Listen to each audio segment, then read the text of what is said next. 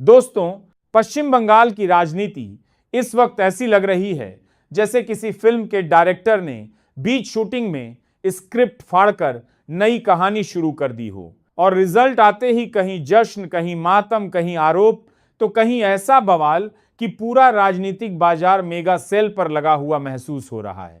अब जरा कहानी सुनिए। एक तरफ दावा किया जा रहा है कि लोकतंत्र खतरे में है, तो दूसरी तरफ हर हारने वाला यही बोल रहा है कि हम हारे नहीं हैं, हमें हराया गया है। यानी राजनीति में अब हार कम और बहाने ज्यादा पैदा हो रहे हैं। असल हंगामा तब शुरू हुआ जब खबर सामने आई कि महाराष्ट्र मेडिकल काउंसिल के चुनाव में बीजेपी समर्थित पैनल को ऐसी हार मिली कि राजनीतिक पंडित भी हैरान रह गए। लेकिन भाई साहब, यही कहानी में फिल्मी ट्विस्ट आ गया। कुछ ही दिनों बाद सरकार ने पूरा चुनाव ही रद्द कर दिया और ऐलान कर दिया कि अब चुनाव नहीं बल्कि नॉमिनेशन से लोग चुने जाएंगे। मतलब जनता ने अगर पसंद नहीं किया तो कोई बात नहीं, ऊपर वाले खुद ही पसंद कर लेंगे। यह सुनकर जनता भी सोच में पड़ गई कि ये चुनाव था या मोबाइल ऐप का ट्रायल वर्जन, पसंद नहीं आया तो दोबारा इंस्टॉल कर लिया। सोशल मीडिया पर तो मीम्स की बाढ़ आ गई। एक यूजर ने लिखा, अगर रिजल्ट पसंद ना आए तो रिजल्ट ही डिलीट कर दो, लोकतंत्र ऑटोमेटिक अपडेट हो जाएगा। उधर विपक्ष हंगामा कर रहा है कि जब उनके खिलाफ नतीजे आते हैं तो चुनाव आयोग चुप रहता है, लेकिन अगर सरकार को नुकसान होने लगे तो पूरा सिस्टम अचानक फास्ट एंड फ्यूरियस मोड में आ जाता है। किसी ने कहा वोटिंग स्लो करवाई गई, किसी ने कहा वोटर लिस्ट से नाम गायब थे, और किसी ने तो यहां तक कह दिया कि ईवीएम से ज्यादा एक्टिव तो व्हाट्सएप ग्रुप थे। अब पश्चिम बंगाल की बात करें तो वहां माहौल ऐसा बना दिया गया है जैसे हर राजनीतिक रैली किसी एक्शन फिल्म का ट्रेलर हो। हर तरफ धर्म, नारे, झंडे, शोर, शराबा और नेताओं के ऐसे भाषण कि जनता भी कह रही है, भाई सड़क बनवा दो, बाकी बहस बाद में कर लेना। शुभेंदु अधिकारी के कुछ बयानों को लेकर सोशल मीडिया पर खूब बवाल मचा हुआ है। विरोधी आरोप लगा रहे हैं कि धर्म के नाम पर राजनीति को हवा दी जा रही है। अब नेता लोग भी अजीब होते हैं। जनता पानी मांगे तो जवाब में विचारधारा दे देते हैं, लोग रोजगार मांगे तो भाषण शुरू कर देते हैं। बंगाल में कुछ वीडियो भी वायरल हुए जिनमें धार्मिक नारों और जुलूसों को लेकर बहस छिड़ गई। एक पक्ष कह रहा है ये हमारी आजादी है, दूसरा कह रहा है ये माहौल खराब करने की कोशिश है। बेचारे आम लोग सोच रहे हैं हमें तो बस चैन चाहिए, ये रोज रोज का ट्रेलर कब खत्म होगा। इसी बीच एक और खबर ने लोगों को चौंका दिया।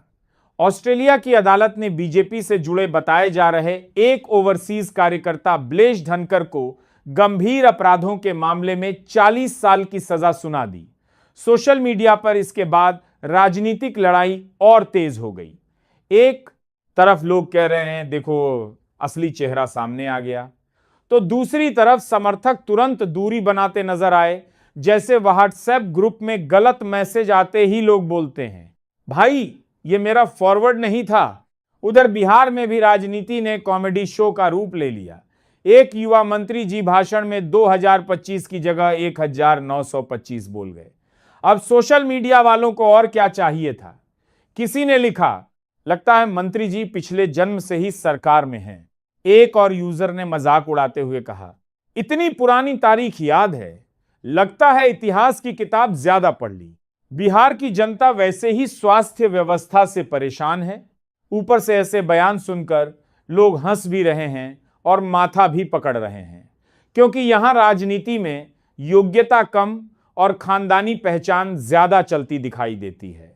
अगर आपके पिताजी नेता हैं तो फिर अनुभव की जरूरत नहीं, सीधा मंत्री पद मिल सकता है। जनता कहती है यहां नौकरी के लिए 5 इंटरव्यू होते हैं, लेकिन राजनीति में सिर्फ एक फैमिली फोटो काफी है। उधर उत्तर प्रदेश से एक मुस्लिम महिला का वीडियो सामने आया जिसमें वह गैस एजेंसी वालों के व्यवहार पर रोते हुए शिकायत कर रही थी। वीडियो वायरल होते ही लोगों ने नाराजगी जाहिर की। सोशल मीडिया पर यूजर्स कहने लगे कि आम आदमी अब सरकारी दफ्तरों में काम करवाने नहीं बल्कि अपनी इज्जत बचाने जाता। कुछ लोग सरकार को दोष दे रहे हैं, कुछ इसे विपक्ष का प्रोपेगेंडा बता रहे हैं, लेकिन एक बात साफ है कि देश में राजनीतिक तापमान इतना बढ़ चुका है कि अब हर खबर दो हिस्सों में बंट जाती है। अब जनता भी समझदार हो चुकी है। लोग कहते हैं हमें न दाएं से मतलब है न बाएं से, बस महंगाई कम कर दो, बिजली दे दो, सड़क बना दो और रोज रोज का ये राजनीतिक रियलिटी शो बंद कर दो। लेकिन नेता लोग कहाँ मानने वाले हैं। चुनाव आते ही सबको जनता याद आने लगती है। कोई धर्म बचाने निकल पड़ता है, कोई संविधान बचाने, और बेचारे हम लोग सोचते रह जाते हैं हमारा बजट कौन बचाएगा।